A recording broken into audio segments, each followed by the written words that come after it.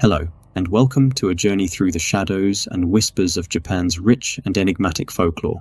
In this land of profound history and culture, stories have been passed down through generations that keep us up at night, gripping our imaginations with a mix of fear and fascination. From the lantern-lit streets of ancient Edo to the neon-lit alleys of modern Tokyo, Japan's folklore is as vast as it is deep, with urban legends that have resonated with us throughout the years. These tales are not just mere stories, they are a window into the soul of a culture, a reflection of its deepest fears and unspoken truths.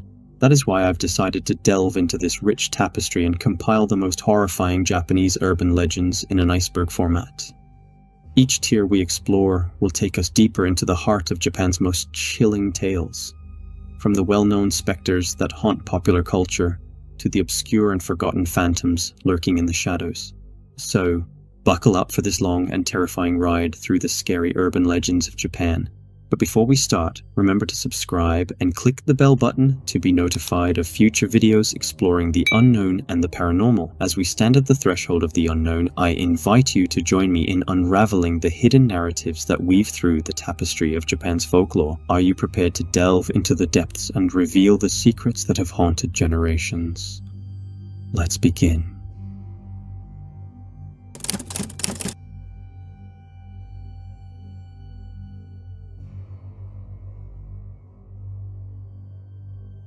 In the first tier of our exploration into Japanese urban legends, we encountered the mysterious Noh Mask. This mask, a staple in the traditional Noh theater, a classical form of Japanese drama, carries a sense of the supernatural woven into modern folklore. The unique design of the Noh Mask is such that it can appear to express different emotions, often seen as smiling or sad, depending on the angle from which it is viewed. This dual expression has given rise to unsettling tales and beliefs about the mask's true nature. One such urban legend posits that the Noh Mask is not just a theatrical prop, but something far more sinister. It is believed that the mask feeds off the negative energy of its owner, absorbing these dark emotions over time. This continuous absorption of negativity is said to endow the mask with a life of its own, fueled by its wearer's very essence. As the legend goes, once the mask becomes sufficiently empowered by this energy, it exerts influence over the wearer. In the most ominous versions of this tale, the mask is said to drain the life force from the person wearing it, leaving them a mere husk. After depleting one victim, the mask seeks a new host, continuing its energy consumption and manipulation cycle. While Noh masks are revered and often used as protectors in households, caution is advised, especially to those inexperienced in their use. The second story of our journey takes us to the serene yet mysterious Inokashira Park. Known for its picturesque beauty and tranquil pond, the park also harbors a shrine dedicated to Benzaiten, the Japanese goddess of love. But beneath this idyllic veneer lies a tale of jealousy and cursed love. According to popular legends, Benzaiten harbors a streak of jealousy despite being a deity of love and music. It is said that her envy is mainly directed towards happy couples. The legend goes that when couples visit Inokashira Park, especially those who take a romantic boat ride on the park's Inokashira Pond, they unwittingly invoke the goddess's wrath. As the story tells, the curse eventually leads to these couples breaking up. Some believe that the act of enjoying a peaceful romantic moment on the pond in the park is seen by Benzaiten as a challenge or insult to her. In response, she casts a spell that sows the seeds of discord and dissatisfaction, leading to the relationship's eventual demise. Despite the shadow of this supposed curse cast by Benzaiten, the park remains a beloved and popular destination in Japan. Its picturesque scenery and tranquil Inokashira Pond continue to attract countless visitors, including couples drawn to its natural beauty and serene atmosphere. This catastrophic event, resulting in 14 deaths, has become a focal point of urban legends and cultural change in Japan. On December 16, 1932, the Shirokiya department store, adorned with extravagant Christmas decorations for a year-end sale, was engulfed in flames. The fire, which reportedly started from an electrical spark that ignited flammable celluloid toys in the toy section, quickly spread throughout the store. The building's open staircase acted as a conduit for the flames, trapping many inside and cutting off the main escape route. In a desperate bid for survival, saleswomen in traditional kimonos were forced onto the roof of the 8-story building. From there, they faced a harrowing choice: jump into safety nets held by firefighters below, or attempt to descend using makeshift ropes fashioned from clothing and curtains. About 80 people managed to climb down from the 7th floor in this manner, but tragically, others fell to their deaths. The urban legend that emerged from this disaster centers on a poignant and controversial aspect: the rumor that some saleswomen, traditionally not wearing undergarments with their kimonos, refused to jump into the safety nets for fear of being exposed and shamed.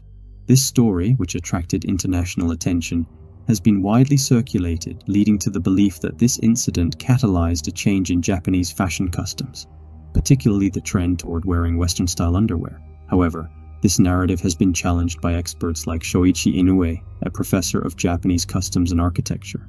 Inoue asserts that the story of these women choosing death over modesty was fabricated, particularly for Western audiences, and that firefighters indeed saved most people. Despite the lack of evidence to support the claim that the fire led to a change in fashion customs, this belief persists in Japan and is even referenced in some official publications.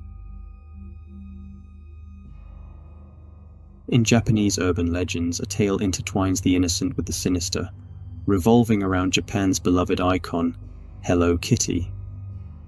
This character, known worldwide for her adorable persona, has an unsettling legend attached to her creation, a legend that veers into the dark corridors of the occult. According to this urban myth, the inception of Hello Kitty was marked by desperation and a pact with darkness. It tells of a Chinese woman whose daughter, aged 14, was diagnosed with terminal cancer. Doctors were unable to cure her, leading the mother on a frantic quest for a miracle. Her journey took her from church to church, but as hope waned, she found herself drawn into the shadowy world of satanic rituals.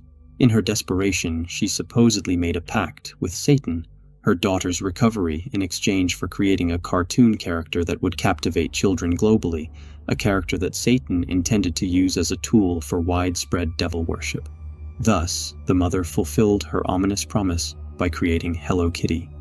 The legend intricately details the design choices. Hello Kitty's lack of a mouth symbolizes the daughter's mouth cancer, her ears are said to represent the horns of Satan, and the name Kitty, supposedly meaning demon in Chinese, turns Hello Kitty into a greeting to a demon. However, this chilling tale starkly contrasts the true origins of Hello Kitty. In reality, Hello Kitty was created by the Japanese company Sanrio, primarily as a design for a purse. The character's lack of a mouth was an artistic choice to give her ambiguous emotions, allowing people to project their feelings onto her. Hello Kitty reflects the emotions of her admirer. The urban legend takes an even darker turn with the infamous Hello Kitty murder of 1999. In Hong Kong, 3 men kidnapped, tortured, and murdered a young woman, eventually hiding her head in a Hello Kitty doll. This gruesome crime added a layer of macabre association to the otherwise innocent character of Hello Kitty. Despite the unsettling urban legend and the horrific crime associated with her image, Hello Kitty remains a symbol of cuteness and innocence. With no ties to satanic rituals or devil worship, the urban legend of Hello Kitty is a stark example of how folklore can transform and attach itself to even the most unlikely of subjects, blending fact with fiction in the collective imagination. The next story in our exploration of Japanese urban legends revolves around the eerie phenomenon of ghost taxi passengers. This legend dates back to the Taisho period, but saw a significant resurgence after the devastating 2011 Tohoku earthquake and tsunami. This tale has woven itself into the fabric of modern Japanese folklore, blending the sorrow of a national tragedy with the mysterious realm of the supernatural. Taxi drivers in areas affected by the tsunami, particularly Ishinomaki, recount chilling experiences of picking up passengers who appear cold or drenched, only for these passengers to vanish before reaching their destination. These ghostly fares often leave tangible evidence of their presence, such as a puddle, a glove, or, in some cases, the fare itself. These stories commonly involve the ghostly passengers asking haunting questions like, "Am I dead?" or directing the taxi to locations of personal significance. The phenomenon has been the subject of academic interest, with researchers like Yu Kakudo at Tokyo Gakugei University interviewing taxi drivers to understand these experiences. While some drivers are reluctant to discuss their encounters, others have shared detailed accounts. Psychiatrists and experts, such as Ishinomaki's Keizo Hara, suggest these experiences could be manifestations of collective post-traumatic stress or grief hallucinations.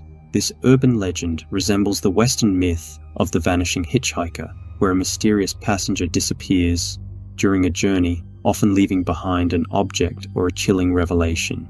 In the Japanese context, this legend is deeply intertwined with the cultural and historical impact of the 2011 disaster, reflecting the lingering grief and loss felt by the community. The ghost taxi passengers of Japan represent more than just spooky tales. They are a poignant reminder of the tragedy that struck the nation and the enduring presence of those lost in the hearts and memories of the survivors. Housed in Manenji Temple in Hokkaido, this doll has become the subject of one of Japan's most chilling and mysterious legends. The story of the Okiku Doll begins with a heartfelt gesture. A brother gifts his beloved sister Okiku a doll. This doll, resembling Okiku's short bob hairstyle, quickly becomes her cherished companion. Tragically, Okiku's life is cut short by a vicious flu, and the doll then serves as a poignant keepsake for the grieving family. However, it's not long before the family notices something extraordinary and disturbing. Initially styled in a bob like Okiku's, the doll's hair begins to grow. Despite their efforts to trim it back, the hair grows inexplicably. This baffling occurrence leads the family to believe that the spirit of their late daughter now inhabits the doll. Seeking help, they entrust the doll to the monks at Manenji Temple. Scientists who have analyzed the doll's hair confirmed it to be that of a human child, adding a layer of authenticity to the supernatural claims. The phenomenon remains unexplained, and to this day, visitors to the temple can witness the doll, although photography is strictly prohibited. The legend of the Okiku doll doesn't end with its hair growth. Reports of eerie occurrences, such as the doll invading people's dreams and manifesting spiritual infestations in the family's home, add to its mystique. Some even claim that the doll's mouth is slowly opening, revealing what appears to be the emergence of baby teeth. This tale has cemented the Okiku doll as a spine-chilling relic in Japanese folklore.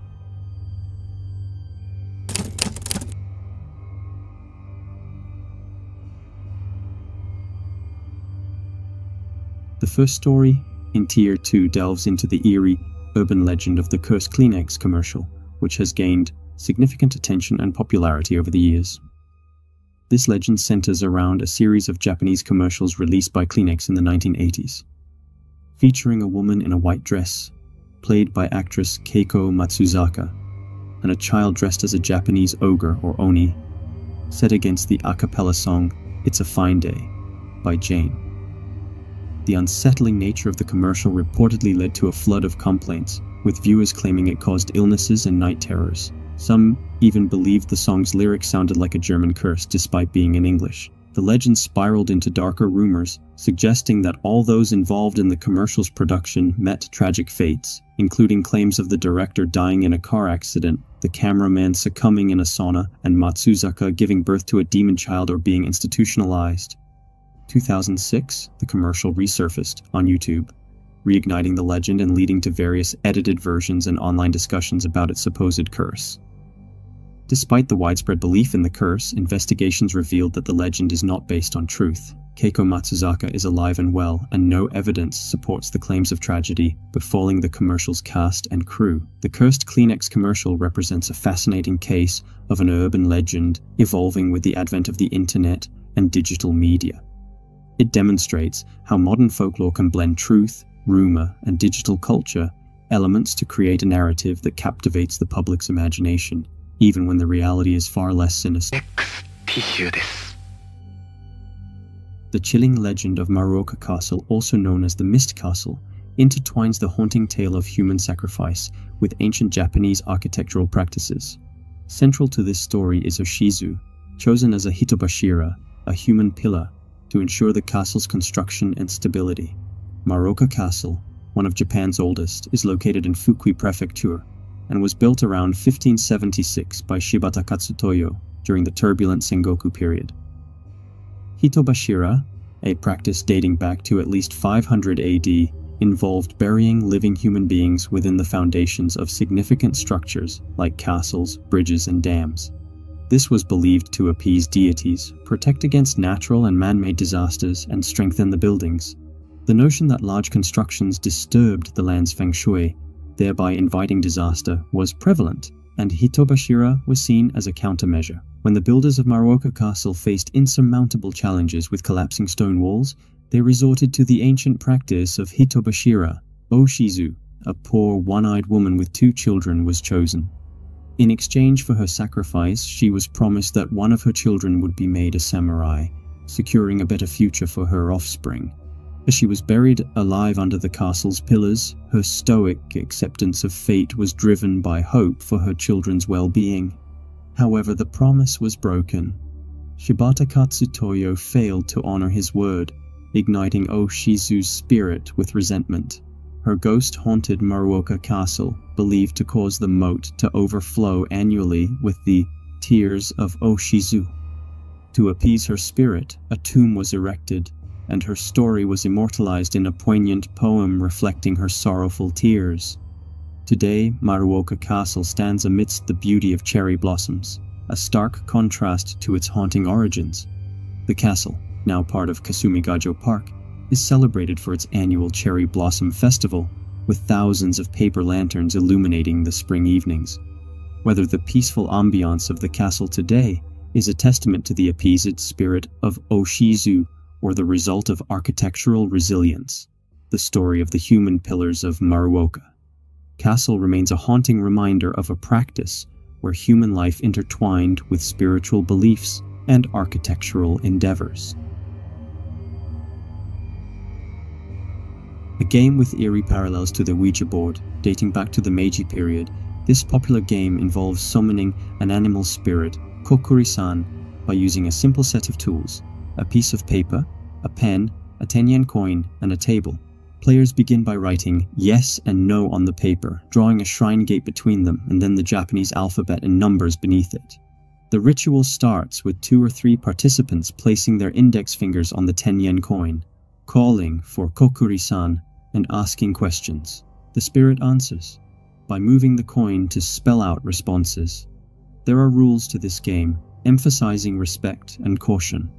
Never play alone or as a prank, and always complete the game correctly by thanking Kokkuri-San and ensuring the spirit returns to the shrine gate.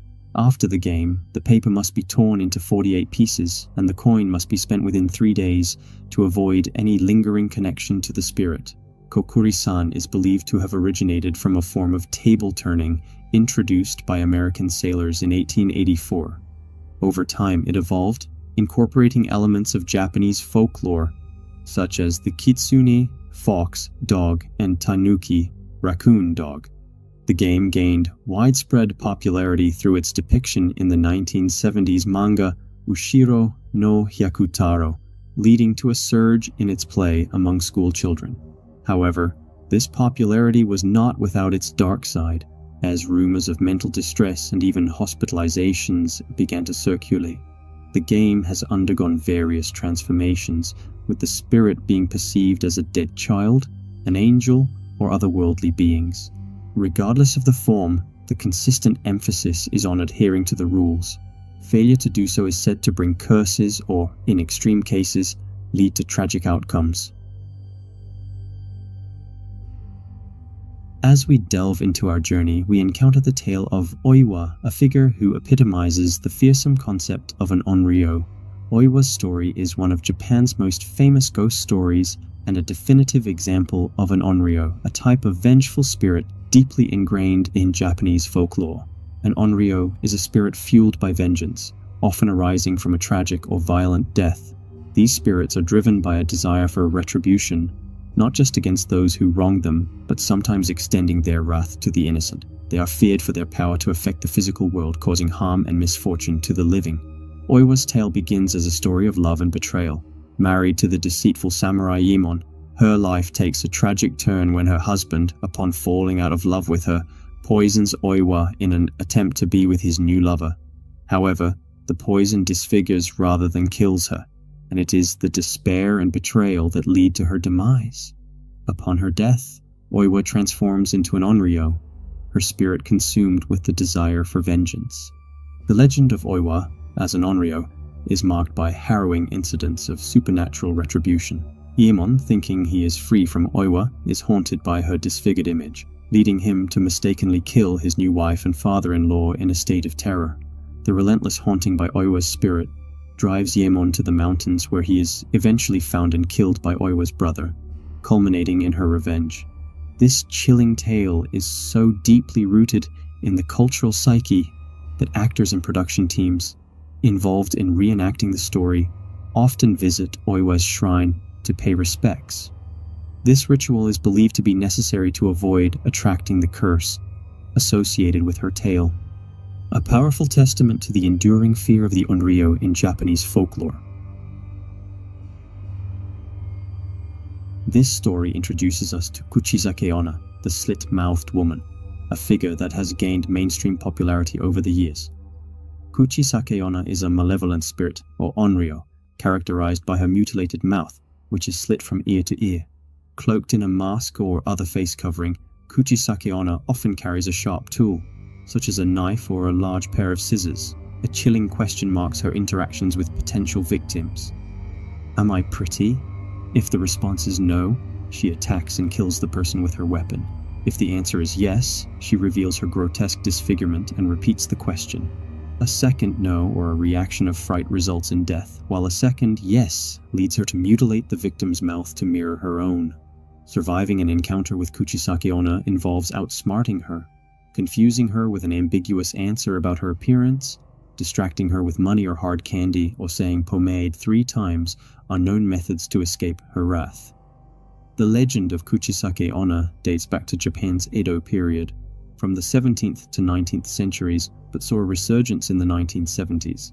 During this time, fear of her led to children being escorted home by adults. Various iterations of her story exist, including tales where she was the unfaithful wife of a samurai, disfigured as punishment for her infidelity.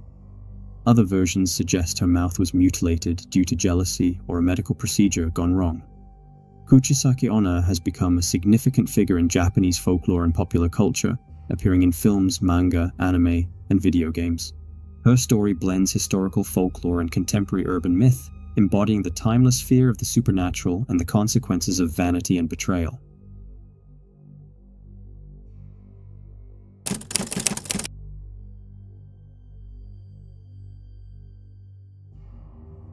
In the eerie stillness of Japanese school bathrooms, a sinister urban legend, Manto, or Red Cloak, persists. Shrouded in mystery, this spectral entity is said to haunt the last stall of public and school restrooms, posing a deadly riddle to unsuspecting occupants. The legend goes that a disembodied voice might break the silence if you find yourself in a secluded bathroom stall, offering a chilling choice. Do you want red paper or blue paper? This question is not mere whimsy, but a trap with fatal consequences. Choosing the red paper is said to result in a gruesome fate where one is lacerated, their blood soaking their clothes, symbolizing a red cloak of death. Opting for the blue paper is equally horrific, leading to strangulation until the face turns blue. Attempts to outsmart this malevolent spirit by requesting an alternative color or rejecting both options are said to provoke even more terrifying outcomes. Some tales suggest that choosing yellow results in your head being plunged into the toilet, possibly leading to drowning. Tracing the roots of Manto reveals its evolution over time. Originally appearing in schoolyard rumors as early as the 1930s, Manto has become an enduring and evolving symbol of fear. Its form has transformed in line with changes in language and cultural perceptions. The manto, once a traditional sleeveless kimono jacket, has now morphed into a representation of a long hooded cloak in modern retellings. This legend is more than just a ghost story. It mirrors the anxieties and pressures faced by students and individuals confronted with seemingly impossible choices and challenges. The fear instilled by Manto reflects the dread of decision-making when all options seem fraught with peril. So, when venturing into a quiet, isolated restroom, particularly the last stall, one should recall the eerie tale of Manto. It serves as a chilling reminder that sometimes, in folklore and the supernatural, the safest choice might be not to choose at all. The next urban legend is about the Jinmenken, or human-faced dog, a legend with roots dating back to the early 19th century. This creature is said to roam urban areas at night, distinguished by its unnerving combination of a dog's body and a human face. The Jinmenken is rumored to possess the ability to speak and has been described as preferring solitude, often telling those who encounter it to leave me alone in a willowy voice. It's said to exhibit remarkable speed, capable of outrunning cars and appearing suddenly in dark alleyways or rummaging through garbage. Despite its unsettling appearance and demeanor, the Jinmenken is not typically known to harm humans, but its presence is often seen as a bad omen, blamed for accidents and disasters. Historically, the concept of dogs with human faces can be traced back to 1810, when a human-faced puppy was exhibited at a misemono, a type of Japanese carnival sideshow. This attraction drew considerable attention, leading to the spread of the Jinmenken legend. In modern times, sightings surged in the late 1980s and early 1990s, with reports of the creature in suburban and urban areas, including a notable sighting in the bustling Shibuya district of Tokyo. Various theories have been proposed to explain the existence of the Jinmenken. Some suggest it could be the result of secret genetic experiments. In contrast, others believe it to be a ghostly manifestation, possibly the combined spirit of a person and their dog who died together on a highway. The Jinmenken continues to be a subject of fascination and fear, with its human-like face and mysterious origins sparking horror and curiosity. Its presence in modern urban folklore speaks to the enduring appeal of supernatural creatures that blur the line between the human and animal realms. Hanako-San of the Toilet is a pervasive Japanese urban legend about the spirit of a young girl named Hanako who haunts school bathrooms. The story of Hanako-San has various iterations, with some saying she is the ghost of a girl who died during an air raid in World War II, while others suggest she took her own life after being bullied by classmates. Hanako-San has become a staple of Japanese schoolyard folklore, where children often dare each other to summon her. The ritual typically involves going to the girls' bathroom, usually on the school's third floor, knocking 3 times on the third stall, asking if Hanako-San is present. If she is there, she might respond with, "Yes, I am." What happens next varies by account. Some say a bloody or ghostly hand appears, others claim Hanako-San, or even a 3-headed lizard may pull the summoner into the toilet. Hanako-San's physical appearance is often described differently, but she is typically portrayed with a bobbed haircut and wearing a red skirt or dress. Hanako-San's legend dates back to the 1950s and has been a part of various media forms, including films, manga, anime, and video games. Notably, she was featured in the 1995 film Twaru no Hanako-San and has since appeared in multiple adaptations and interpretations, sometimes even as a male character, Hanako-kun. This legend reflects Japanese folklore's cultural fascination with ghosts and the supernatural. As a schoolyard specter, Hanako-San continues to be a source of both fear and curiosity among students, embodying the timeless allure of ghost stories in the collective imagination. Nure-Onna is a mysterious and terrifying creature from Japanese folklore. Nure-Onna, which translates to wet woman, is a vampiric sea serpent known for haunting shores, rivers, and other bodies of water. She is most frequently encountered on the shores of Kyushu, but sightings have been reported as far north as Niigata Prefecture and east as Fukushima Prefecture. Nure-Onna appears in 2 primary forms, one without arms, resembling a giant sea serpent with a woman's head, and the other with human-like arms.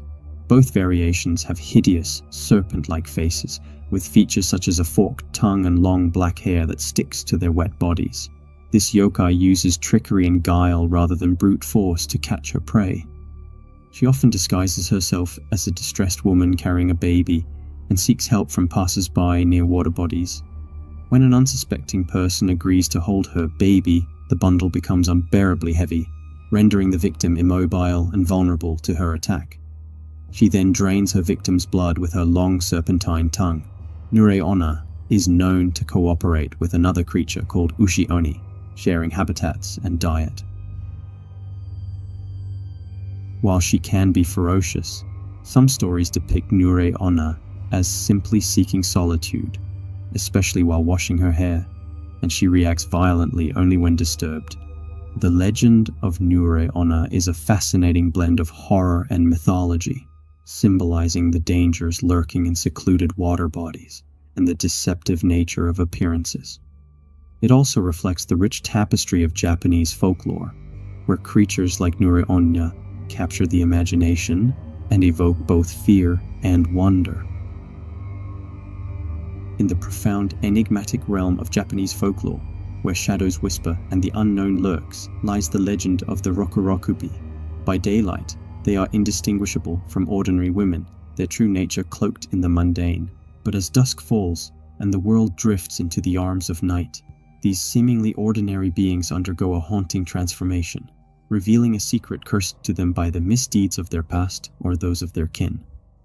The Rokurokubi, a name whispered in hushed tones, is a being of horror and intrigue. By day they walk among us, their cursed nature sleeping beneath a veil of normalcy. But in the stillness of night, their true form emerges. Some stretch their necks to impossible lengths, slithering through the darkness like serpents in search of prey or mischief. Others experience a more startling transformation, their heads detaching from their bodies to roam the night skies, leaving behind a lifeless form. These beings, born from human flesh but cursed with the affliction of yokai, navigate a world that oscillates between the real and the surreal, the human and the monstrous. Their existence is a tapestry woven with threads of folklore, cultural beliefs, and the timeless human fascination with the supernatural. The origins of the Rokurokubi are steeped in mystery and moral lessons. Some say they result from breaking sacred Buddhist precepts, a punishment manifesting as a life forever caught between the human and the ethereal. Others suggest a psychological basis, a physical manifestation of internal desires or conflicts, elongating necks and floating heads, symbols of unspoken yearnings and hidden truths. Throughout the centuries, the legend of the Rokurokubi has evolved, reflecting the fears and fascinations of each generation. From the eerie tales of the Edo period to their depictions in modern manga and films, they continue to captivate, terrify, and intrigue. They are a reminder of the thin line between the known and the unknown, the seen and the unseen, the ordinary and the extraordinary. In the tranquil countryside of Japan, the legend of Hachishaku-sama, or 8 feet tall, sends shivers down the spines of locals. This spectral figure, often depicted as a woman towering at an unnatural height, is cloaked in a white kimono. Her presence is marked by a deep, resonant po sound, which she repeats in a haunting rhythm. Hachishaku-sama preys on the young, with her victims typically being children aged 9 to 11. Her method is one of slow torment. She stalks her young victims, shadowing them for days, perhaps even months, before she strikes, snatching them away from their families never to be seen again. Stories vary about her true form. Some speak of a withered hag, others of a woman of unnatural beauty, but always she is inhumanly tall, a towering figure of dread. She represents the terrifying unknown, a fear lurking in rural Japan's unseen corners.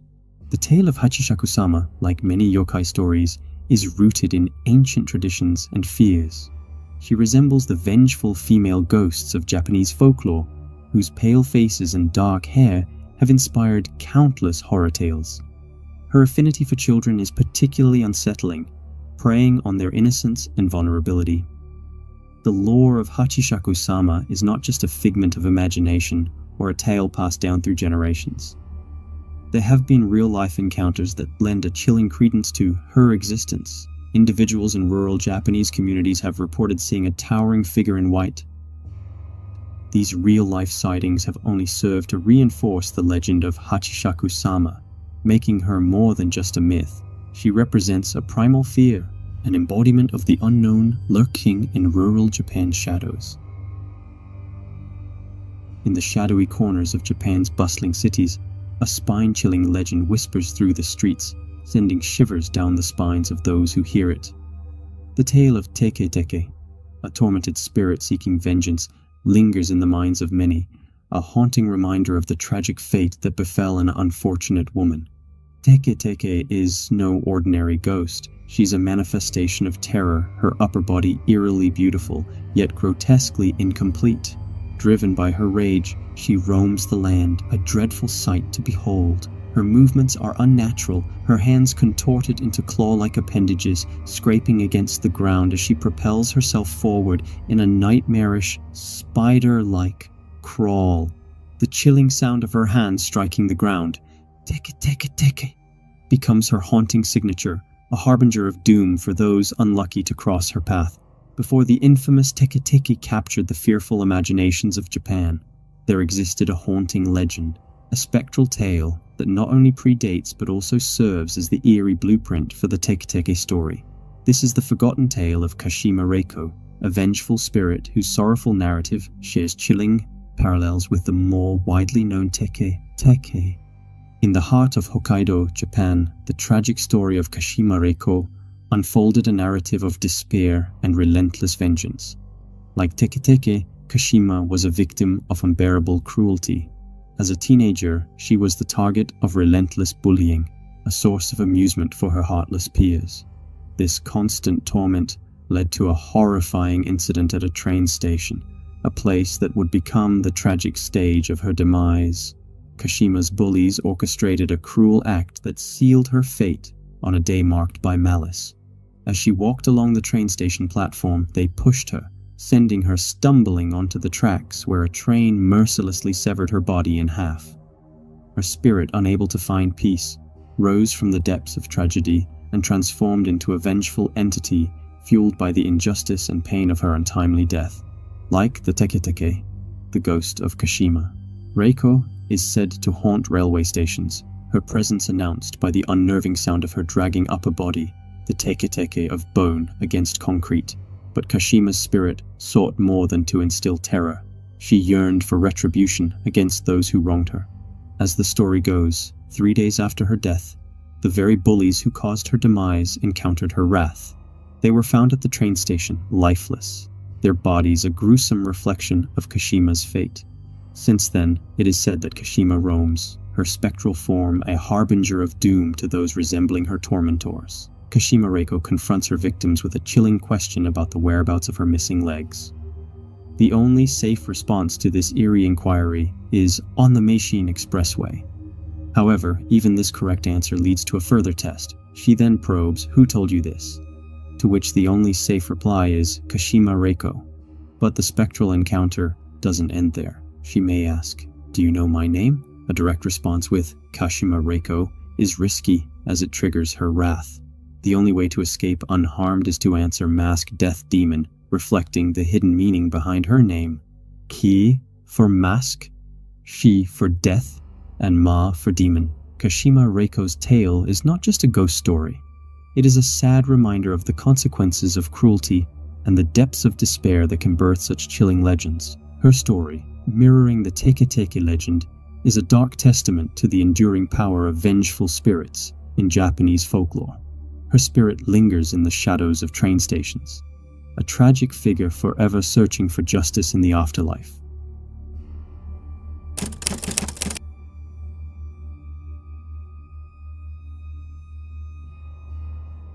Imagine as you browse the internet, a mysterious pop-up ad appears with a simple yet eerie question. Do you like the Red Room? This pop-up, accompanied by a childlike voice repeating the phrase, signals the beginning of a terrifying ordeal, according to a Japanese urban legend known as the Red Room Curse. This internet legend, widely circulated since the late 1990s, has been linked to horrific outcomes for those who encounter it. The legend gained notoriety following the Sasebo slashing incident in 2004, where a schoolgirl known as Girl A was found to have bookmarked a video related to this curse. The haunting video involves two friends discussing an internet rumor about a deadly pop-up ad. As one of them dismisses it and later encounters the ad at home, the story turns grim. The ad's message morphs from "Do you like?" to "Do you like the Red Room?" followed by a list of names, with the last name being the friend who first mentioned the rumor. The protagonist then senses a presence behind him, and the video ends with an implication of his impending doom. In the real world, the legend is linked to the tragic case of Girl A, who murdered her classmate. Upon investigating her computer, authorities allegedly found the Red Room pop-up, reigniting the urban legend. This discovery highlighted the urban legend, sparking widespread online discussions and theories. The Red Room curse, believed to have profound psychological impacts on its victims, became a subject of intrigue and speculation in both digital and real-world communities. In the shadowy corners of Japanese folklore lurks an entity known as Nopperabo, or the Faceless Ghost. Imagine encountering a seemingly average person only for their face to vanish, leaving behind a smooth, featureless expanse of skin. This chilling spectre, often mistaken for a mujina, a term for a badger or raccoon dog in Old Japanese, is usually disguised as a human. Its most unnerving trait is the ability to transform into a faceless figure, instilling dread in the hearts of those it encounters. One classic tale recounts a lazy fisherman's eerie encounter. Ignoring warnings about the sacred nature of an imperial koi pond near a graveyard, the fisherman is confronted by a beautiful woman who pleads with him not to fish there. Brushing off her pleas, he's horrified as she wipes away her face, revealing a blank visage. Returning home, he finds his wife admonishing him for his actions before she, too, erases her facial features. In another haunting account, a man traveling to Edo meets a crying woman near Kunizaka Hill. Attempting to comfort her, he's startled when she turns to reveal a faceless ghost. He flees, only to encounter a soba vendor with the same terrifying fate. These faceless apparitions, while primarily known to startle humans, are usually harmless. They often take on the guise of someone familiar before revealing their true, unsettling nature.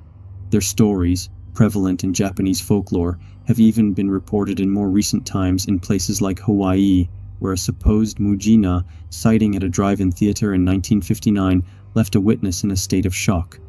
The Nopperabo tales, spanning centuries, serve as eerie reminders of the strange and supernatural elements deeply ingrained in Japanese culture. Whether as a warning against straying into forbidden places, or as an embodiment of paranoia towards strangers, these faceless entities continue to haunt the collective imagination, embodying the uncanny and inexplicable aspects of the world around us. In Japan's vast and mystical folklore, there is a tale as unnerving as it is enigmatic, the legend of Kunekune. This entity, first mentioned in the virtual corridors of the internet back in 2001, has since woven its way into the fabric of Japanese urban legends. It is an incomprehensible being, often described as a slender, white figure reminiscent of a paper mannequin or a piece of fine fabric, fluttering inexplicably in the fields under the scorching sun of summer days. The name Kunekune itself, derived from the Japanese word for to wiggle or to twist, encapsulates the unsettling behavior of this entity. It is said to dwell in vast expanses like rice fields, or occasionally over the open sea, its limbs undulating ceaselessly as though caught in an invisible breeze. Witnesses, often from a considerable distance, describe seeing this eerie figure, while those closer seem oblivious to its presence. But the Kunekune is no mere curiosity to be observed idly. The legend comes with dire warnings. To gaze upon it from afar may be unsettling, but to approach it, or, heaven forbid, touch it, is to invite madness or death. Even prolonged observation from a distance is advised against.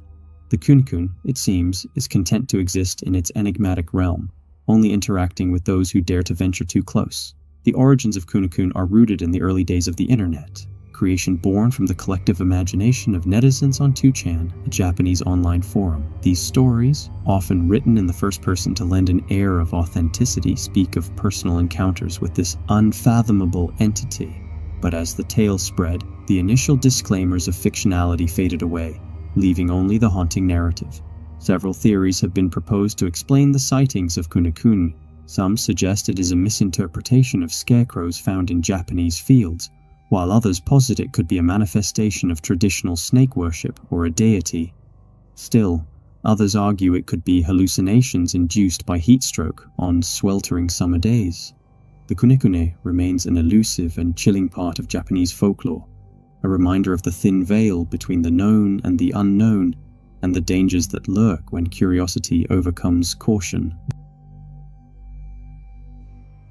This enormous entity, towering up to 90 feet tall, is deeply rooted in Japan's cultural narrative, symbolizing the anguish of unresolved spirits. Historically, the Gashadokuro is believed to have originated from the skeletal remains of those who suffered untimely deaths due to famine war, or other calamities. In these tales, the bones of the deceased denied peace and proper rights amalgamate into this massive skeletal form. This concept reflects a significant aspect of Japanese culture. Honoring the dead and ensuring their spirits find rest is paramount. One of the earliest associations of the Gashadokuro in Japanese history links back to the 10th century and the story of Tera no Masakado, a samurai whose violent death sowed the seeds for this legend. Masakado's death, followed by the desecration of his remains, spurred his daughter, Takeyasha Hime, to seek revenge. According to legend, she used sorcery to create the first Gashadokuro from the bones of those who perished alongside her father. This tale intertwines the themes of familial duty, honor, and vengeance, which are recurrent in Japanese folklore. As night falls, the Gashadokuro are believed to roam the countryside, their presence marked by an eerie silence that belies their massive stature. Travelers venturing through these areas at night might sense the looming presence of these spirits, often accompanied by a peculiar ringing in the ears, a forewarning of the Gashadokuro's approach. According to legend, encountering these beings can be a harrowing experience. The tales speak of their ability to surprise the unwary, enveloping them in an otherworldly encounter. It is said that the mere sight of the Gashadokuro can be overwhelming, leaving an indelible mark on those who witness it.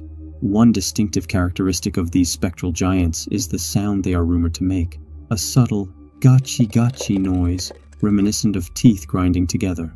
This sound, coupled with their towering form, makes them a conspicuous presence in the stillness of the Japanese night. For those who find themselves on the roads of Japan after dusk, the advice handed down through generations is simple yet vital. Stay alert and be mindful of the surroundings. The key to evading an encounter with a Gashadokuro lies in heeding the subtle signs of their presence and keeping a respectful distance. In doing so, one might navigate the night safely and avoid the unsettling experience of crossing paths with these legendary entities. The haunting legend of Daruma-San, also known as the bath game, is steeped in the rich tapestry of Japanese folklore. This ritual, akin to a supernatural variation of red light, green light, is not just a game, but a doorway into the world of spirits and curses. The tale of Daruma-San is a relatively modern addition to Japanese folklore, emerging from the deep well of internet urban legends. It gained popularity in the early 21st century due to its mysterious and chilling nature. The ritual is named after Daruma, a reference to the Bodhidharma doll commonly seen in Japan as a symbol of perseverance and good luck. However, the figure takes on a more ominous role in this ritual. To invoke Daruma-San, participants engage in a ritualistic game that involves repeating a specific phrase while washing their hair in a bathtub. This setting inherently feels private and vulnerable. The ritual is said to summon the spirit of a woman who met a tragic fate in a bathtub, echoing common themes in Japanese ghost stories, where spirits are often tied to the location of their demise or a traumatic event. Participants report feeling a ghostly presence and seeing fleeting images of Daruma-San throughout the day following the ritual, creating an atmosphere of sustained suspense and fear. Daruma-San reflects the Japanese fascination with yurei, ghosts, and yokai, supernatural creatures, often depicted in folklore as vengeful or sorrowful spirits bound to the earthly realm due to unresolved emotions or tragic deaths. Like many urban legends, Daruma-San has evolved and spread through internet forums and social media, illustrating how traditional folklore can adapt to modern contexts. This urban legend, wrapped in the guise of a game, reminds us of the thin veil between our world and the supernatural, where even the most superficial rituals can open doors to the unknown. Remember, if you dare to play, you might find yourself haunted by the relentless spirit of Daruma-San. In the enigmatic realm of Japanese folklore, the Futakuchi-Onna legend is a haunting tale of supernatural transformation and hidden hunger. Futakuchi-Onna translates to two-mouthed woman, describing a mysterious being with a regular mouth on her face and a second, fully functional one on the back of her head. Hidden beneath her hair, this eerie second mouth can split her skull apart, revealing lips, teeth, and a tongue. Originating in the same narrative vein as other yokai like Rokurokubi and Kuchisake-Onna, Futakuchi-Onna's existence is often attributed to a curse or a supernatural affliction. These beings are known for concealing their true nature until the moment of reveal, when their transformation into yokai becomes evident. The emergence of the second mouth in these stories is frequently connected to the woman's dietary habits. In many tales, the Futakuchi-Onna was once the wife of a miser, seldom eating anything. This lack of nourishment supposedly triggers the formation of a second demanding mouth that mutters malevolent and menacing words while yearning for sustenance. This mouth can cause the woman excruciating pain if left unfed, and is said to consume double the amount a regular mouth would. In some versions, the woman's hair becomes animated, functioning as serpentine limbs to feed this hungry orifice. Futakuchi-Onna as both a victim and a monster. While their appearance and actions can be terrifying, their existence is usually the result of neglect, mistreatment, or the dire circumstances imposed upon them by others. In some narratives, they are even seen as tragic figures, transformed against their will and left to grapple with their newfound, monstrous nature.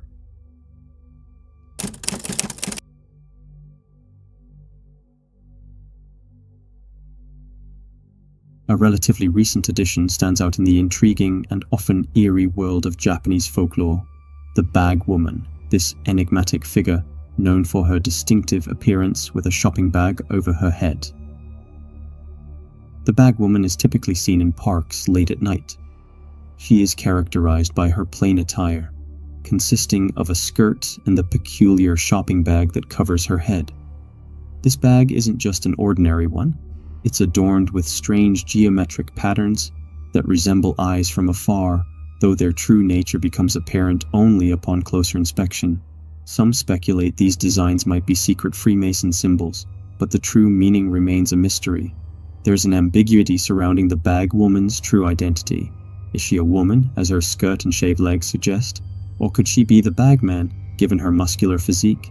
For now, she's known as the Bag Woman, a name stuck in popular lore. Despite her peculiar appearance, the Bag Woman doesn't pose any danger. She appears in various parks, sitting next to people on benches in a silent observation state. This passive behavior has led some to wonder if she might be a friendly yokai, possibly seeking companionship or simply existing as a benign presence at night. Theories about the Bag Woman's origins are as varied as they are intriguing. Some believe she may be inspired by Nakazawa Takeshi, a celebrity known for wearing a cardboard box on his head adorned with various images. Another theory links her to the great leader from the Kamen Rider series, a character who also wore a bag over his head, with a snake-like head underneath. Additionally, Hagain from the 2006 movie Kawaii-Onna, who wears a burlap sack over her body and exhibits similar behavior, might also be a source of inspiration or a rival claimant to the Bag Woman's identity. Ultimately, the mystery of the Bag Woman's origins and intentions remains unsolved. She continues to be a topic of fascination and speculation, a benign yet enigmatic presence in Japan's urban legends.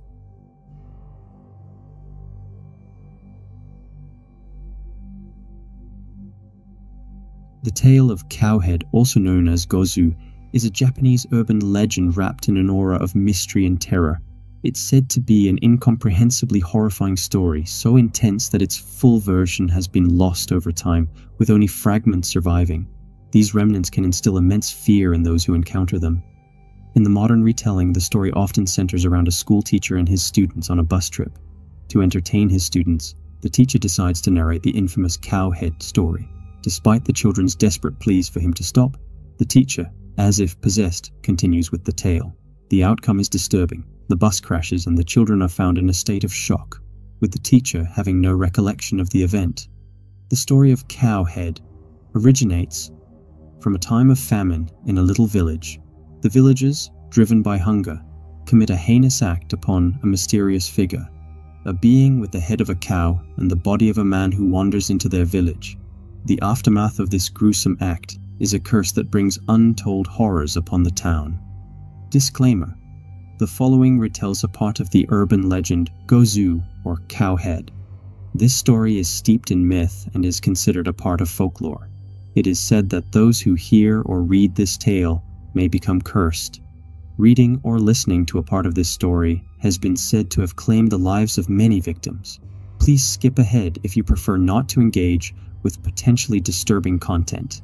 In a remote village, beset by a crippling famine, desperation clawed at the hearts of its inhabitants. Food sources had dwindled to nothing. They had consumed all their livestock, and when those were gone, they turned to their pets in hunger. Yet this grim sustenance was fleeting. Soon nothing was left. The villagers, racked with hunger, withdrew into their homes, surrendering to despair. Amid this desolation, a strange and unsettling figure emerged. A man, whose visage was not that of a human, but bore a cow's head, walked into the village. His arrival was met not with curiosity or aid, but with primal, fierce violence born of starvation. The villagers, driven mad by their plight, attacked the cow-headed man. They tore him apart with savage ferocity. His otherworldly screams echoing through the desolate streets, a chilling testament to their heinous act. In a grotesque ritual of survival, the villagers cooked the remains of the cow-headed man over a fire while life still clung to him. His once anguished cries were silenced by the overwhelming shock that gripped his being, fading into the crackling flames that consumed him.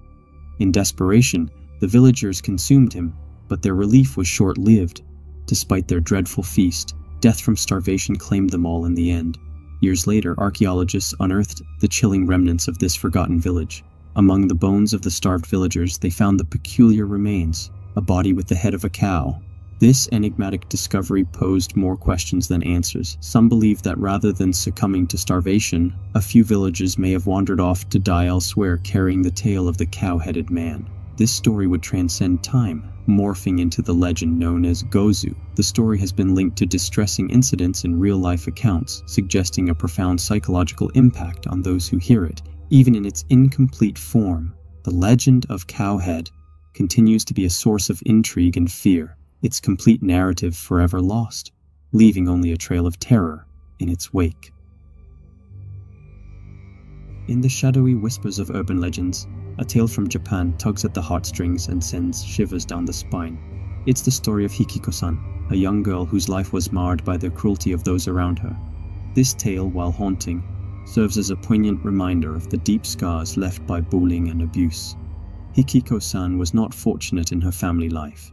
Suffering at the hands of her parents, she bore the physical and emotional marks of their mistreatment. These scars, visible to all, made her an easy target for the relentless bullying of her classmates. Hikiko-San became increasingly isolated and tormented in this unkind world, her spirit bending under the weight of ceaseless cruelty. The legend whispers of a tragic culmination of Hikiko-San's suffering. Overwhelmed by the pain and loneliness, her story ends heartbreakingly, with some versions suggesting she took her own life, while others hint at a more sinister end at the hands of her father. In either case, Hikiko-San's spirit could not find peace. It is said that Hikiko-San returned not as a benign presence, but as a vengeful spirit, a ghostly figure fueled by her anguish and resentment towards humanity. The most chilling part of her story involves her spectral form haunting the very grounds where she suffered.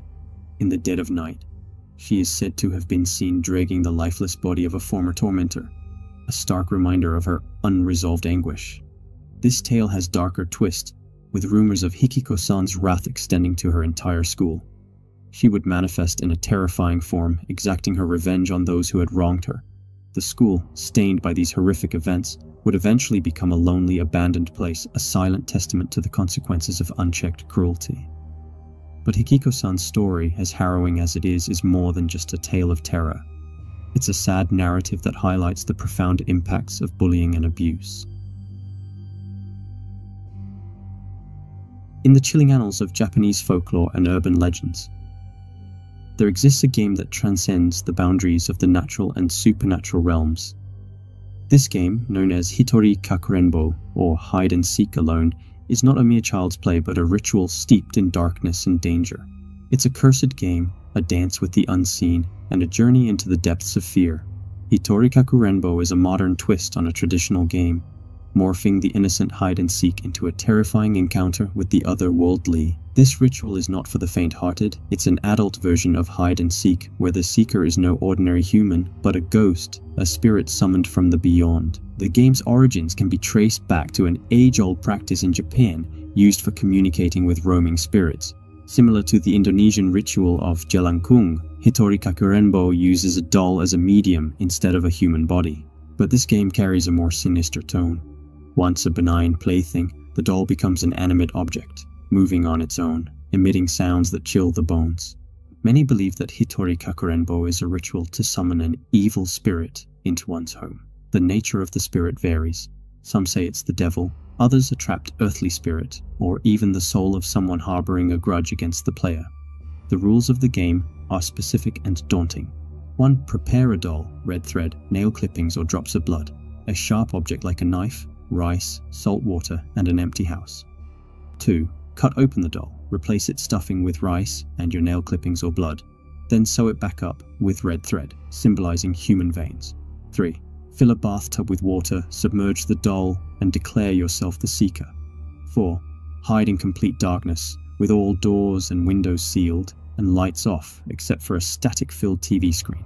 Once the game begins, the true horror unfolds. Players often hear unsettling noises, heavy footsteps, shifting furniture, and eerie laughter. Voices may beckon you, but the rule is clear. Never leave your hiding spot. If the spirit finds you, the consequences are dire. It could stab you with the same knife used on the doll, or even possess your body.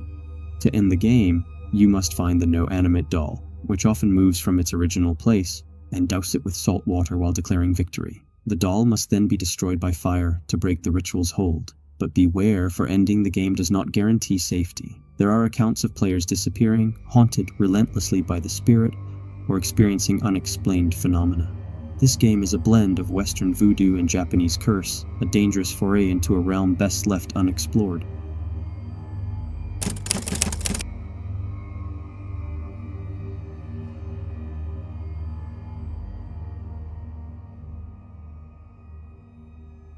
In the intriguing realm of Japanese urban legends lies the enigmatic tale of the Purple Mirror. This story, known as Murasaki Kagami in Japanese, is not just a tale of horror, but a complex narrative intertwining cultural beliefs, superstitions, and the profound impact of words and memories. The legend of the Purple Mirror centers around a phrase that carries a curse. The rule is simple yet chilling. If you remember the words Purple Mirror by the time you turn 20, a dire fate awaits you. This notion taps into the human tendency in which the more we are told not to think about something, the harder it becomes to forget it. This paradox is the crux of the legend's enduring intrigue and terror. The story has various renditions, but one popular version speaks of a young girl obsessed with her appearance. She spends hours gazing into a mirror, a cherished gift from her parents. Driven by her obsession with beauty, she falls into the grips of anorexia, her health deteriorating rapidly. Despite her worsening condition, the mirror always reflects a distorted image of beauty, feeding her delusion. In a fateful turn, the girl paints her mirror purple, only to be horrified by what she sees next. The purple mirror shows her true form, a gaunt, frail figure far from the beauty she perceived. This revelation is too much for her to bear, leading her to destroy the mirror. Tragically, she meets her end in an accident on her 20th birthday, uttering "Purple Mirror" with her dying breath. Following her death, a series of unexplained fatalities occur, all victims sharing a common trait. They die on their 20th birthday with shards of purple glass discovered nearby. The legend suggests that the phrase "the purple mirror" becomes cursed, dooming those who remember it by their 20th birthday.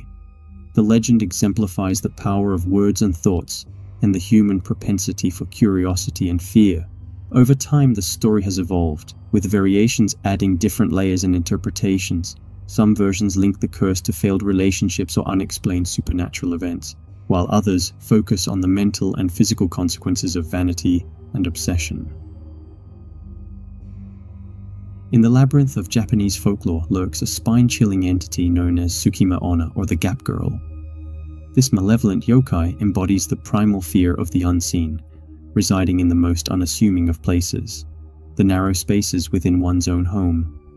Her legend, steeped in centuries of whispered tales and eerie encounters, reminds us of the mysterious forces that may dwell beyond our perception. Imagine a scenario where a solitary individual begins to sense an unnerving presence. Initially dismissed as mere figments of imagination, These feelings soon escalate into a relentless sensation of being surveilled. This psychological torment intensifies, transforming the once safe haven of home into a claustrophobic arena of paranoia and dread. As the terror mounts, the individual embarks on a frantic search, scouring every inch of the living space for the source of this disturbing vigilance. Yet this search yields nothing but mounting despair. Only when the individual's sanity teeters on the brink of collapse is the horrifying truth revealed. Nure-Onna, manifesting in the slimmest gap between furniture and wall, her gaze penetrating and unyielding. The resurgence of Nure-Onna in contemporary times is marked by a chilling account popularized by comedian Sakura Kinzo. In this modern rendition, a man inexplicably withdraws from the world, confined within his home by an unseen force. When his concerned colleagues confront him, they are met with a petrifying sight: the enigmatic woman lurking within a hair-breadth crevice, her presence a silent omen of doom. Tracing back to the Edo period, Nure-Onna's origins are documented in Mimibukuro, a collection of eerie anecdotes compiled by Negishi Yasumori. Her narrative stands as a singularly haunting inclusion echoing through the annals of time. The fate of those who encounter Nure-Onna varies across the tapestry of her lore. Some accounts describe victims trapped in a perpetual state of paranoia, confined to their homes by her omnipresent gaze. Others suggest a more sinister outcome, with victims being dragged through the narrow aperture into a nightmarish abyss. Witnesses to her spectral form are said to be cursed and haunted until their untimely demise. The only known defense against this spectral entity is as arduous as it is temporary, sealing every conceivable gap within one's dwelling. Yet, this strategy is often in vain, as the certainty of an overlooked crevice remains, ready to become Nure-Onna's new vantage point. Her story, a chilling testament to the unseen horrors that may lurk in the most mundane of places, continues to instill fear and wonder in the hearts of those who dare to delve into the dark corners of Japanese mythology.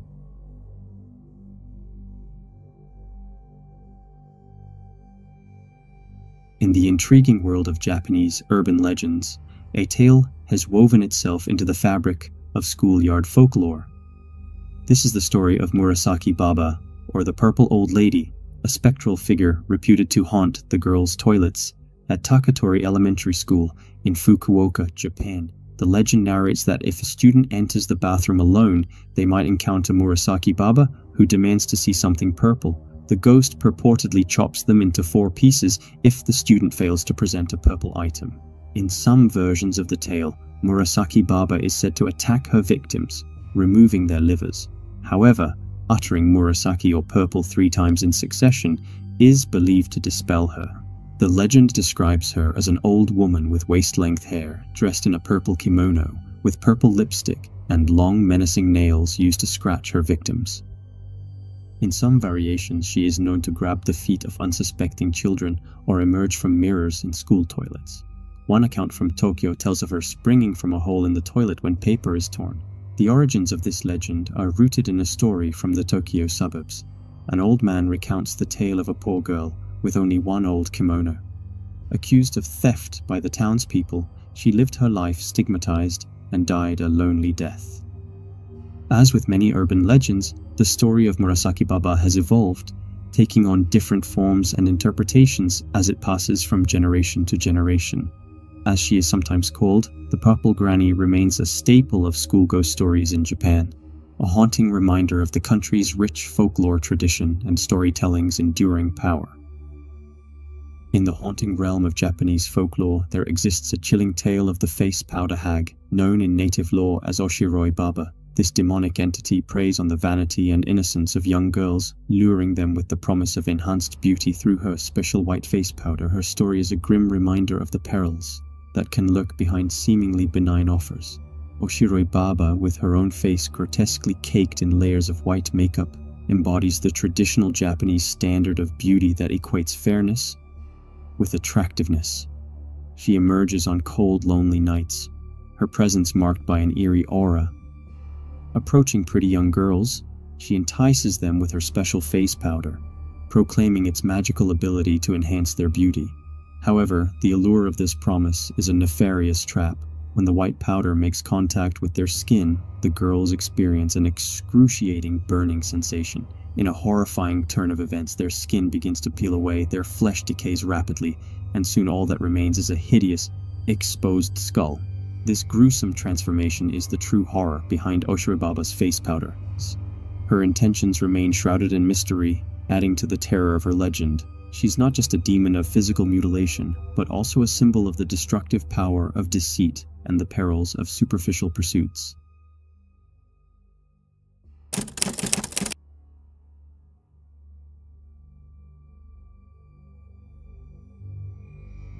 In the eerie world of Japanese urban legends, the tale of Tonkaraton exists, a ghostly figure shrouded in bandages and wielding a Japanese sword.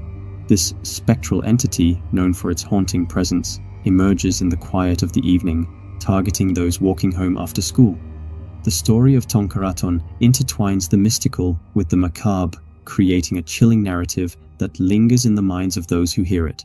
Tonkaraton's apparition is marked by his peculiar habit of riding a bicycle while singing a monotone tune, Ton, Ton, Tonkara, Ton. According to legend, encountering Tonkaraton is a matter of life and death. When he approaches you, he demands that you utter Tonkaraton. Compliance results in him leaving you unharmed, but failure to speak the word invites a gruesome fate. He unsheathes his sword and mercilessly slices you to pieces.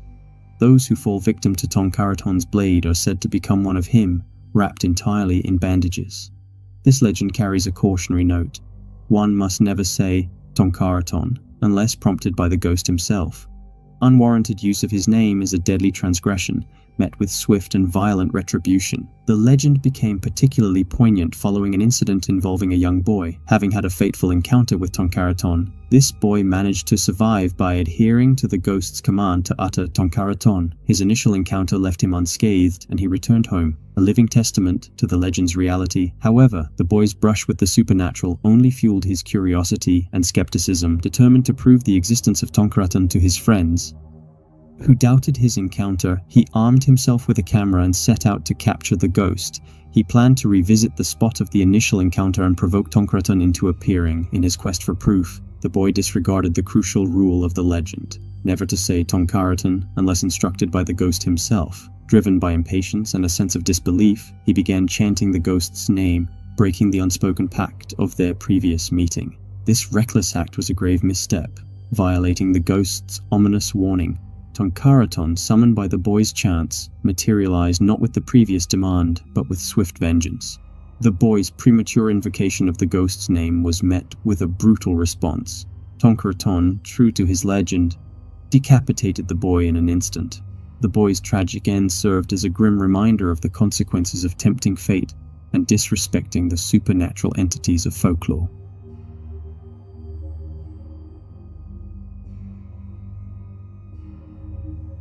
In Japanese folklore's realm, there is a dark and unsettling poem known as Tomino's Hell. Authored by Seijo Yasuo, renowned for his contributions to children's nursery rhymes and song lyrics, this poem has transcended its literary origins to become a part of macabre folklore. Its rise to notoriety was significantly bolstered by its spread on Japanese message boards like 2chan, captivating many with its eerie nature. The legend of Tomino's Hell holds a peculiar fascination, especially for those naturally drawn to the mysterious and the supernatural. The poem is enveloped in a chilling myth. It is believed that voicing it aloud casts a curse leading to misfortune or eternal suffering. This aspect of the legend particularly resonates with those who have an affinity for exploring the realms of fear and the supernatural. Research into the background of this eerie poem reveals that it was included in the 1919 poetry collection Sakin. Seijo Yasuo was 27 years old when he composed Tomino's Hell, and it is speculated that the haunting themes of the poem were influenced by a significant loss in his life, possibly the death of his father or sister. The influence of Tomino's Hell extends beyond the realm of folklore and into cinema. Director Shuji Terayama, profoundly inspired by the poem, created a film titled Denen ni Shisu, To Die in the Country, released in 1974. Terayama's death from liver failure a few years later fueled speculations that the poem's alleged curse had claimed another victim. The legend of Tomino's Hell is replete with accounts of tragedies befalling those who dared to read it aloud. These accounts range from the untimely death of a college student to unexplained illnesses and accidents, further augmenting the lore surrounding the poem. Some view the curse of Tomino's Hell as a manifestation of the law of attraction, where a strong belief in a particular outcome can influence its occurrence. This perspective suggests that a firm faith in the poem's malevolent power could lead to adverse results. Tomino's Hell is a complex and intriguing narrative, challenging to interpret, especially in its English translation.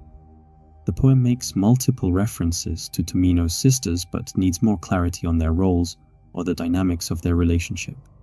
This ambiguity has led to various interpretations, some perceiving it as a metaphor for war or personal struggles. Some interpret Tomino's Hell metaphorically, viewing it as an exploration of Tomino's inner conflicts and possible mental anguish or a troubled family dynamic. Themes of punishment and suffering in the poem might reflect Tomino's conflicted feelings towards his family, particularly towards his elder sister. The essence of Tomino's Hell remains perplexing and subject to diverse interpretations. Its status as a cursed poem continues to intrigue and frighten, showcasing the enduring influence of folklore in contemporary culture. Whether regarded as a mere legend or an ominous warning, Tomino's Hell is a compelling piece of Japanese cultural lore. Disclaimer: next, we will delve into the haunting recitation of the Tomino's Hell poem. If you are intrigued, you are invited to stay tuned for this chilling experience.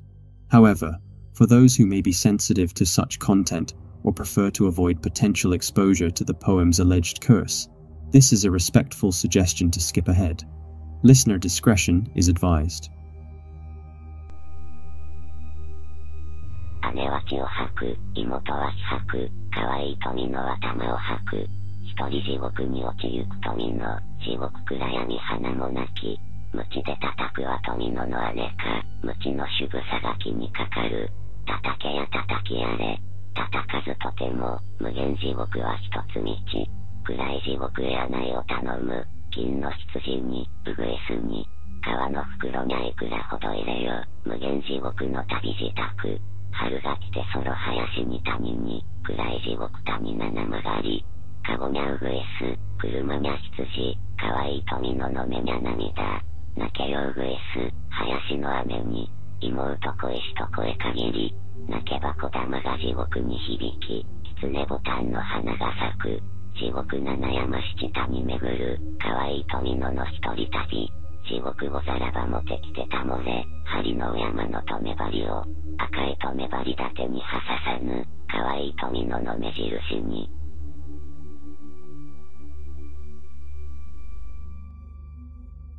In the realm of urban legends, the story of Peko-Chan emerges as one of the more macabre tales, intertwining innocence with a dark narrative. Peko-Chan, the cheerful mascot of the Japanese milk company Fujiya, known for its candy named Milky, holds a secret past that is as grim as it is intriguing. The legend tells a harrowing tale from World War II, a time marked by extreme famine and despair in Japan.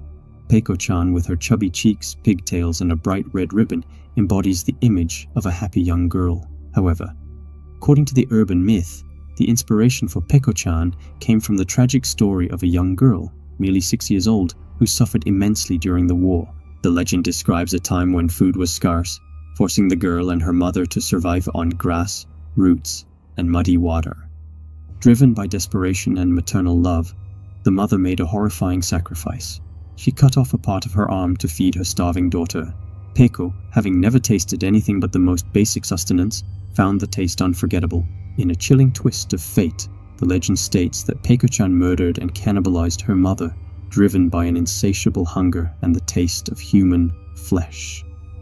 The rumor further suggests a macabre reason behind Peko-Chan's iconic lip-licking gesture. It is said that she would lick her mother's blood off her cheeks. The wordplay in the candy's name, Milky, rearranged to kill me, allegedly represents the mother's final words. This dark interpretation gave rise to the unsettling slogan, "Milky tastes like mama." The story doesn't end there. Fujiya's other mascot, Peko-Chan, a young boy always seen wearing a blue hat, is rumored to have been Peko's boyfriend. The legend recounts that after her mother's death, Peko-Chan turned her cannibalistic tendencies towards Poko, leading to his gruesome demise. He reportedly took his own life in agony, and his blue hat served to hide the horrific injuries to his skull and brain. While disturbing, this urban legend of Peko-Chan is a stark example of how folklore can transform innocuous symbols into narratives of horror and despair. It reflects the capacity of human imagination to conjure dark tales from the most benign of sources, weaving stories that blur the lines between reality and myth. Despite its gruesome details, the story of Peko-Chan remains a captivating piece of urban folklore, a chilling reminder of the depths to which stories can plunge.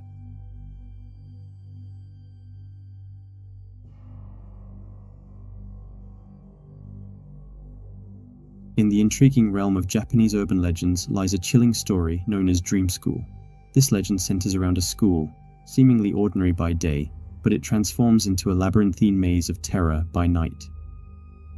The tale describes a student named Kei, trapped in a never-ending nightmare within the school's corridors. Dream School is not just a tale of horror, it's a narrative that intertwines the real and the surreal. It originates from an old book titled Konjiki no Gashu, published in 1967, which describes an academy designed to help children reach their full potential. This concept captured the imagination of many, leading to the birth of the urban legend. However, despite the longing for such an institution, it remains a figment of folklore with no real-world counterpart. Legend has it that if one fails to forget this story within a week, one will be trapped by the same haunting dream experienced by the protagonist. In this dream, one might find themselves trapped in the endless eerie corridors of the school, unable to escape or wake up. This potential for a never-ending nightmare adds foreboding to the already chilling tale. Therefore, please think carefully before reading the full story of Dream School. The legend's curse is said to be powerful, and the risk of becoming lost in its dreamlike horror is a fate best avoided. Remember, in urban legends, the line between the imaginary and the real can often blur, leaving lasting impressions on those who dare to delve too deeply. Proceed with caution, and consider the consequences of immersing yourself in this haunting narrative. The legend of Dream School is particularly unnerving due to its vivid and eerie details. To summarize the story, in his dream, Kei wanders through an unrecognizable school's dark, empty hallways. The atmosphere is sinister, marked by the echoing of his footsteps and the locked doors and windows that seem to defy escape. The school's layout defies logic, with corridors looping back on themselves, creating an inescapable maze. As Kei's fear escalates, he hears the ominous sound of a clock chiming and heavy footsteps pursuing him. Despite his frantic efforts to escape, the school's layout ensnares him, leading him in endless circles.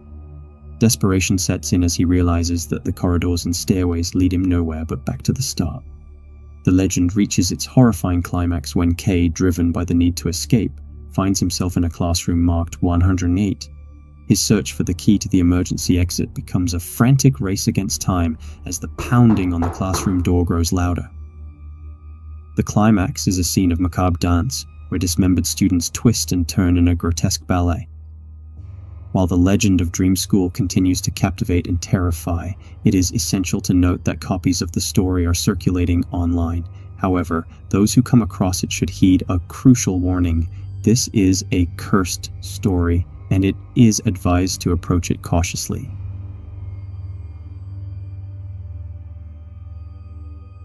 On the topic of cursed dreams, there's another eerie tale in Japanese folklore known as the Little Finger. This urban legend, primarily experienced by children and teenagers, revolves around a simple yet potentially dangerous game. It unfolds not through an elaborate ritual but simply by hearing a story. It's a tale that treads the thin line between reality and the surreal world of dreams.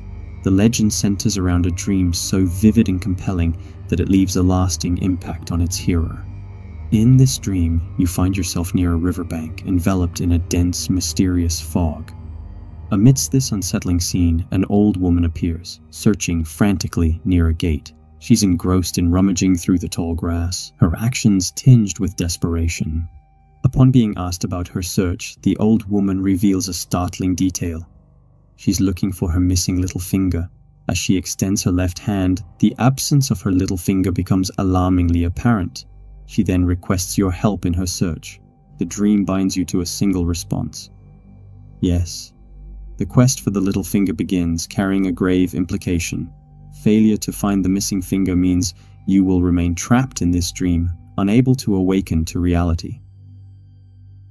The legend of the little finger carries a chilling caveat. Once you've heard this story, the dream it describes is said to manifest within the next 7 days. The tale thus becomes more than a mere story. It transforms into a foreboding prophecy.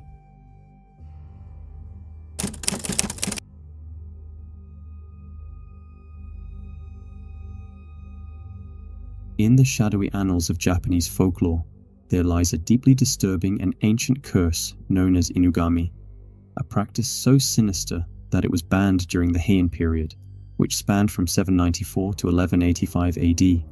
Despite its prohibition centuries ago, whispers persist that in certain secluded areas of Japan, the rituals to create an Inugami are still clandestinely practiced to this day.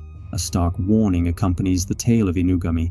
Under no circumstances should one attempt to perform this ritual. It is not only steeped in extreme evil, but also involves heinous cruelty to animals. The creation of an Inugami is a process marked by brutality and suffering. It begins with a live dog, buried in the ground up to its neck. Raw meat is then placed tantalizingly beyond the dog's reach. Left to starve for several days, the dog's anguish and rage reach their peak.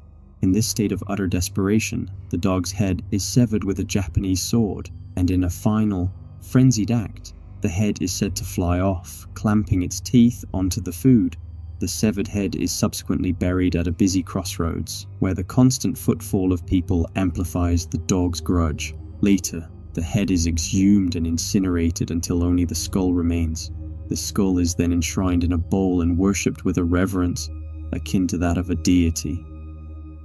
The creation of an Inugami unleashes a curse of eternal rage, believed to possess the person who initiated the ritual. This possession is said to fulfill their darkest desires, but at a grave cost. The Inugami can turn malevolent, inflicting a lethal bite upon its creator. Reports of unexplained bite marks on corpses are often attributed to the deadly vengeance of an Inugami. Once an Inugami has latched onto a person, particularly those in a state of emotional instability, it induces bizarre and unsettling behavior. Victims reportedly experience physical pain, involuntary shaking of the shoulders, and even exhibit canine-like behavior, such as barking.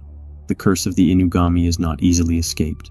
Once summoned, it entwines itself with the family, passing down through generations.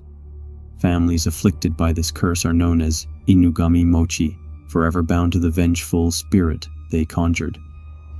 The legend of Inugami stands as a chilling reminder of the dark depths of folklore, where the supernatural intertwines with the taboo. It serves as a cautionary tale against meddling with forces beyond comprehension and the profound consequences of invoking curses that transcend time. The coin locker tale is particularly haunting in Japanese urban legends. It revolves around a young woman who is pregnant after a whirlwind romance. Her boyfriend, upon learning of the pregnancy, abandons her.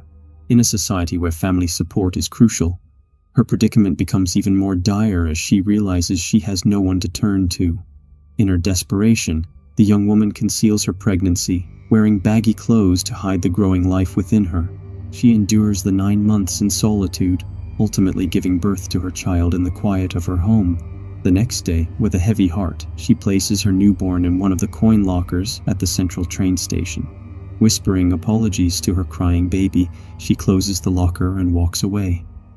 As the years pass, the woman manages to bury the memory of that harrowing day, moving forward with her life. Yet fate has a way of confronting us with our past. One day, while passing through the central train station, she notices a small boy standing alone, weeping in front of the coin lockers. Compelled by compassion, she approaches him, inquiring about his well-being and if he's lost. The boy, silent and tearful, offers no response. But when she asks about his mother, his demeanor shifts dramatically. Once filled with sadness, his eyes blaze with anger as he accuses her, "It's you." Years later, a chilling discovery is made during renovations at the train station. Workers, removing some of the old coin lockers, uncover a horrifying scene. The skeletal remains of a young woman and a baby. The eerie coincidence sends shivers down the spine, connecting the young mother's and child's tragic fate to the urban legend of the coin locker. In the realm of urban legends and haunted tales, the story of Himuro Mansion stands as a particularly chilling narrative that transcends into popular culture through the video game Fatal Frame.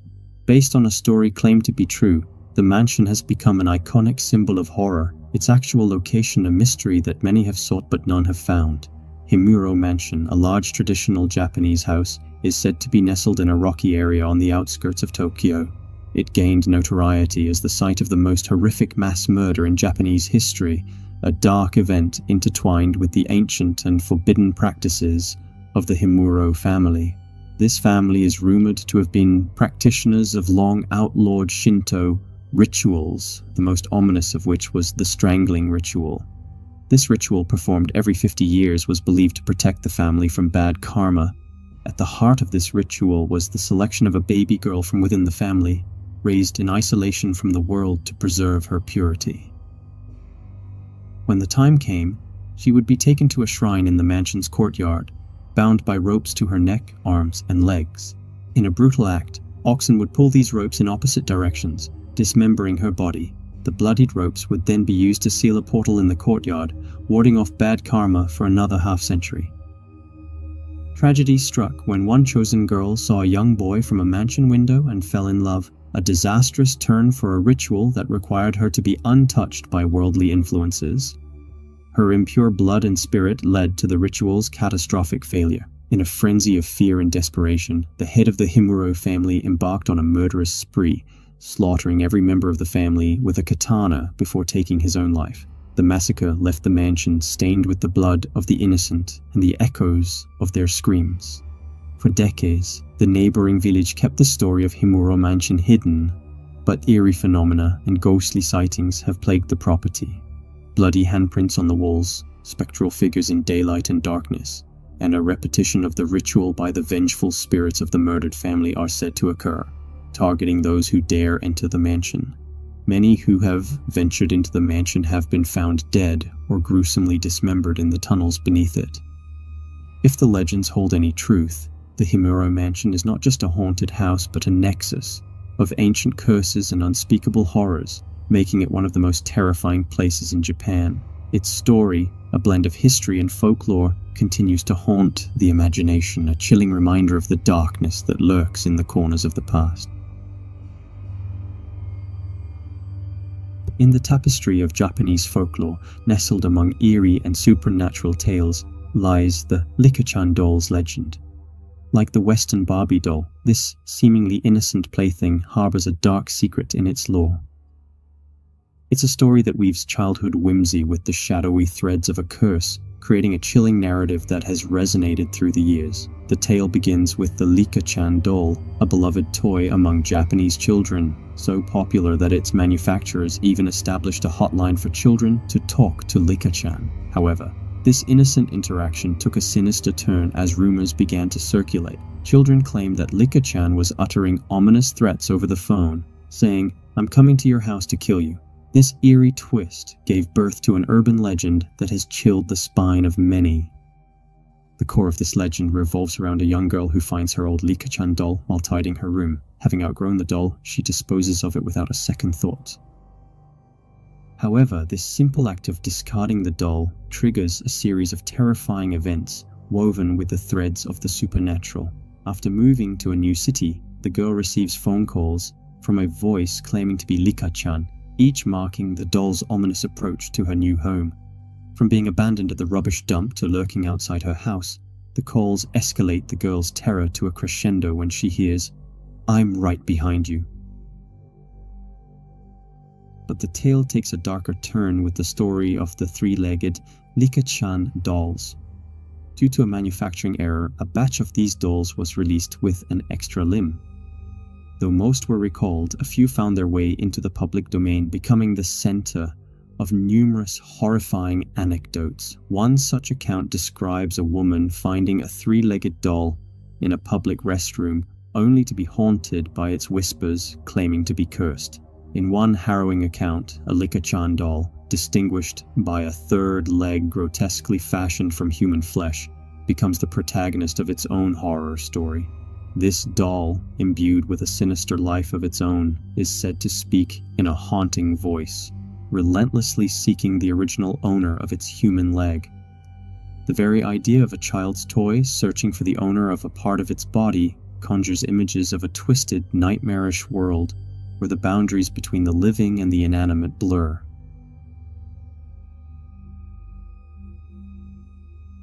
In January of 2004, an unsettling tale emerged from the depths of internet folklore, beginning with a simple post on 2channel by a user named Hasumi.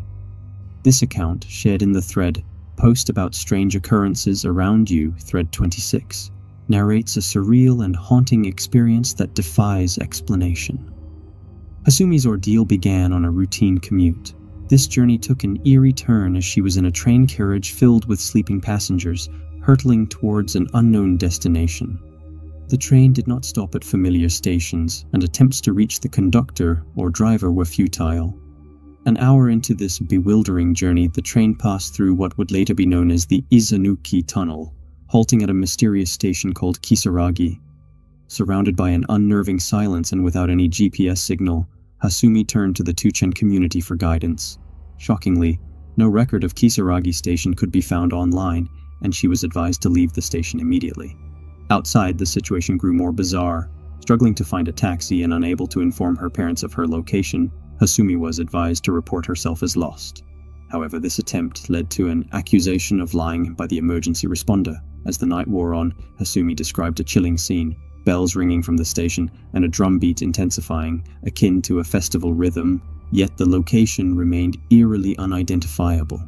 Fearing to re-enter the station, she ventured onto the tracks, walking through the tunnel, hoping to find her way home. About 20 minutes into this trek, a startling encounter with a one-legged old man who vanished into thin air left her paralyzed with fear. Injured and bleeding, she pressed on, only to be approached by a man offering a ride in the dead of night. Despite her reservations, Hasumi accepted the ride, desperate to escape her bizarre circumstances. Initially chatty, the man's behavior turned peculiar as he spoke incoherently and drove into unfamiliar terrain. The surroundings grew increasingly strange, and Hasumi's sense of unease deepened. Her final message to the forum at 4 AM was a distressing farewell. "My battery's almost run out. Things are getting strange, so I think I will make a run for it." He's been talking to himself about bizarre things for a while now. To prepare for the right time, I will make this my last post for now. This cryptic sign-off left the online community and followers of her story in suspense. What became of Hasumi remains a mystery, her fate obscured in the shadows of the digital world and the unfathomable realm of urban legend. As we conclude our journey through Japan's haunting and mysterious urban legends, it is evident that we have only delved into a small fragment of these rich and diverse tales. Passed down through generations, these legends form a complex tapestry of folklore and myth. My hope is that this selection of both renowned and lesser-known stories has intrigued you. I'm eager to hear your thoughts about this longer format video. Did you enjoy the deeper exploration into these eerie legends? Please leave a like and share your impressions in the comments. Your input is crucial in shaping the content and direction of this channel. Your support through subscribing is greatly appreciated. Creating these videos involves meticulous research and effort, and your engagement is a tremendous motivator. I am thankful to each of you for being a part of this channel's journey into the enigmatic world of the mysterious and unknown. Keep an eye out for more captivating content, and thank you for watching.